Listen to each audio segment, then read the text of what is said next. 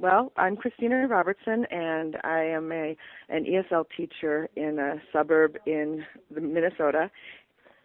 And I've been teaching ESL and providing leadership in ESL for the last 20 years. Yep, go ahead. I'll just put a disclaimer there, which is that I am not an expert on refugees. I have had a lot of experience with them and have led programs and helped teachers and administrators with them. But what are the major sources of trauma that children you have encountered are dealing with? I think with refugee kids, well, first of all, I'll say that the refugee kids I've worked with or watched others work with, I would say a majority of them are really resilient, and you might not even know the horrors and the things that they're dealing with. A number of them, they come to school each day, they're ready, they may not really exhibit the things that you would think of if you had gone through the same experience. So I have to say they are amazing in most respects. But you do find, lots of disturbances there too. And so I would say that probably one of the biggest things is the anxiety caused by all of the disruption in their life, and very specifically probably with family. Oftentimes they've had to leave loved ones behind, grandparents they may never see again, siblings who, weren't allowed to enter with them, and they might not know where they ended up because maybe they left a refugee camp and then that person was moved and they can't keep track of them. They may be here safe and sound, but they also realize that the people they love are still suffering and don't have enough, so families may have very little income as it is. And kids, I think in particular, take things to heart and think that partly their fault or there's something they should do, but they don't have the power to do it. If parents are anxious and distracted, kids will take that into. So sometimes they might be excessively pleasing, or they may seem to overreact to things in the classroom. And definitely, if they witness violence, that's very traumatic, and so that will come out in different ways. And usually it seems like it comes out when you think you're having a really innocuous conversation, and all of a sudden they're sharing something and your jaw is dropping, and you're like, I can't believe that they're just talking about this, So, okay. So you never know. A sense of not being safe and not having maybe enough food or resources, or, that constant feeling of anxiety that everything might just fall apart. They're right on the edge. And maybe even guilt for feeling that way because they know they're safe. They're here. They're in the promised land. This is supposed to be good. Yeah. Yeah. They should be happy, and they may even get that message from adults. Don't complain to me. You don't need those tennis shoes. You should be happy you're here, and they may get messages like that. You mentioned children not feeling safe in their home environment. What are some methods that educators can use to help students work through trauma and feel safe in the classroom? How do you set up that safety? Well, I think like anything, relationship, you build trust. It takes time, and teachers tend to be very trustworthy people. I think sometimes we expect that children and families come to us and that they would think we're good people and they'll trust us. And so when a child may have trust issues, it's sort of like confusing. Why wouldn't you trust me? I've done everything good for you. Why would you not think this is going to work out? But we don't necessarily understand everything they've been through and what they live with day to day. So first of all, we have to kind of suspend our judgment and our and maybe what we've usually worked with and think of things in new ways. But I'd say that building the trust begins with making connections with the families in the community. So if there's one place where a lot of them live or a community center, I would say go there, make it a visit, really find out what this refugee situation is, where they came from, how long they've been here, what kinds of things they might have experienced, what they're experiencing now. Because the more you understand that, the more you'll be able to respond effectively to things that are happening in the classroom.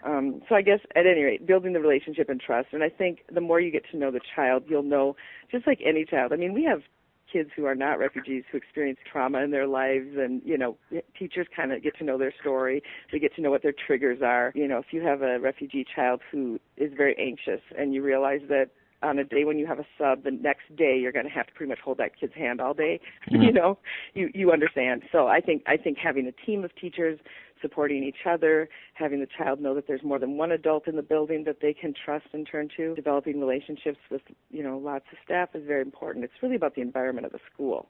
Building the trust and the relationship is key to learning for those kids. If you have anxiety, you can't really learn. It's like Maslow's hierarchy. If you don't have food and shelter, you can't move up the chain. So I think the learning for teachers is about you don't give up having high standards for these kids just because they're experiencing anxiety and depression and these things. What you do is you develop a system that is responsive to their needs. So it's not about about them not doing what other kids are doing. It's about scaffolding and making sure that you're keeping them in a safe place learning-wise, but also challenging them occasionally to make sure that they know that they can do that.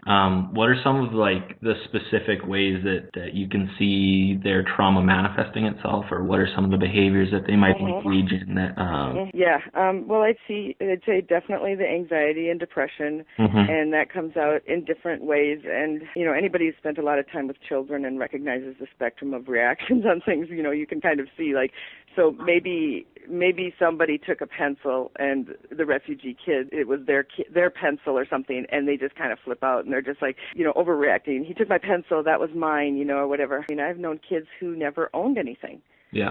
Their whole life they've been on the move. You don't keep boxes of books if you're going through a refugee camp. You don't have stuff. So when they do finally get some stuff, sometimes they may be overprotective of it.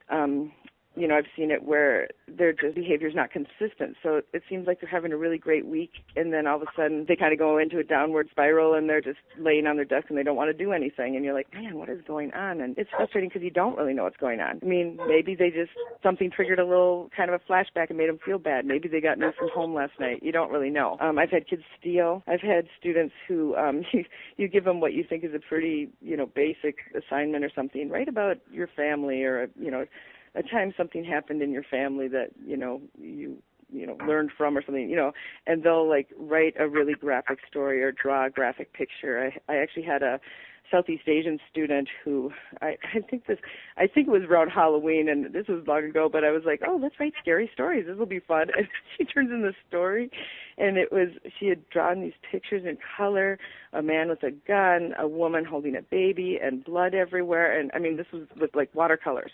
Oh dear. And I got this, and I'm like, oh my gosh. And so then I sat down with her and I said, well, tell me about where you got the story for this, because I was hoping maybe she just saw some bad TV show, but no, she actually saw her mother get shot and killed while she was holding her baby brother.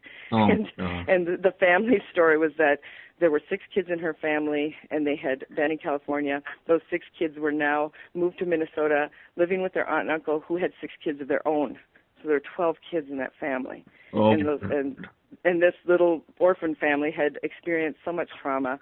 And, I just stepped right into it. It was like, wow. So, immediately, thankfully, our school had a counselor. There was a community, mental health services place that we could get in connection with and stuff. And within 2 days, we had people mobilized. We had gone to the home for a site visit. We had talked to the parents who were completely overwhelmed and, gotten a better picture of what was going on. We got some people involved. And so, got some support. Look at all of those things, whether it's acting out behavior or something they wrote, it's all a cry for help. They're showing you their innermost, feelings and who they are by what they're doing. And we can either react to the behavior or we can react to a larger situation that is forming their life, and then oftentimes the kids learn English more quickly, and so the parents may come to rely on them to help them navigate through things. So I would say one of the roles for the teacher, too, is to ensure that the child doesn't have to take on so many responsibilities of a parent in the school environment, at least. So I would say for teachers, the role would be definitely hold kids accountable for things. So, for example, like the stealing. If a child is stealing, that's not right, and they need to know that's not right, and they need to have a consequence about it. If they do need to talk to the family about behaviors or some things that are going on, I would say document it in a non-judgmental way, kind of just keep it factual, what's going on. And if you're talking to the family, you may want to, say, these are the things that are going on, and other children in the 2nd grade usually can sit in their seat for, 45 minutes or whatever, however long it would be, Right. So you're kind of giving them an example right. of why their child is having more difficulty than others. I think the first thing would be to try to take some time to develop that relationship with the family. Try to, if you can, meet them on a positive ground in a couple of situations before you're maybe having to deal with some really awful behavior things, That's why going to where they live or a community organization or something like that really will build a positive connection before you're having to address some difficult things. I think you've covered separating out manifestations a little bit. Maybe we'll jump to the last one if you don't mind. And if you have any, I know listing is kind of a bit lame, but If you could get some do's and don'ts Yeah. for these students that would make them feel comfortable and help them to work through trauma and feel safe. No, I think it's actually great to have a do's and don'ts because, you can ask theoretical questions and I can go on and on about lots of stuff, but what it comes down to is people are like, just tell me what I should do or what I shouldn't do. Yeah. What should I be aware of? Just give me the quick guide map to this, So I think it's actually a really relevant question. I would say that under the do column, definitely welcome the new student or students. Oftentimes refugee students are coming throughout the whole year. It's not necessarily super convenient to try to find another desk to cram in the corner. It's maybe November and you've had children learn so much so far and now you've got this new kid who is not anywhere near what they're doing. It's hard to juggle all that, but you want to be very welcoming to them, make them feel included, but at the same time you don't want to go overboard and be like excessively referring to the new kid or, like drawing too much attention to them because that can make them feel uncomfortable too. Yeah, and definitely a do would be meet their parents and or get to know the community, go to places where they are. So, and then definitely another do is get interpreters for talking with families. I mean, if we think about it, our anxiety goes way up if we don't really understand what's going on. Refugee families are definitely going to have that too. And then advocate for mental health or some other types of community support to be in your building, and then recognizing that if you're going to talk to families about some mental health concerns, like if you're seeing depression or anger or anxiety, that some cultures don't recognize mental health concerns. Like, for example, in Somali, the word for like mental health or depression is crazy. So there have been instances where people had an interpreter who came and talked to the family about the child's mental health, and they weren't very well versed in how to talk about it in a sensitive way, so the families were offended because basically the message to them was, your kid is crazy and we need to send them somewhere. And so that's very stressful for them. And then just being aware that any changes, like a substitute or an assembly, a schedule change, fire drill, those kinds of things might be a kind of thing that throws a kid off for the rest of the day. Okay, now I have a don't list.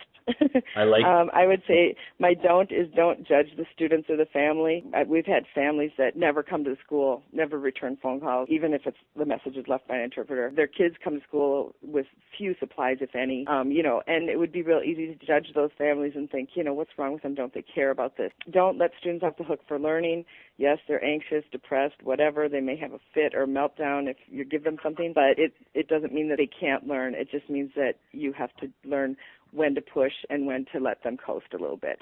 How much can they handle? Try not to show frustration or anger, which is very difficult because they push every button sometimes because they're angry and upset or things are going wrong. They, refuse to put their head up. They're just going to lay on their desk or whatever it is. But try not to show how angry or frustrated you are because that kind of behavior will make them go further in their shell and it will erode the trust that you may have built. And then the final thing would just be don't give up. The disruptive child who's draining your energy today may grow up and be a great student and may come back to you one day and say, thank you for giving me my first school supplies ever. I'd never owned anything and that's what I got. And, look at me now.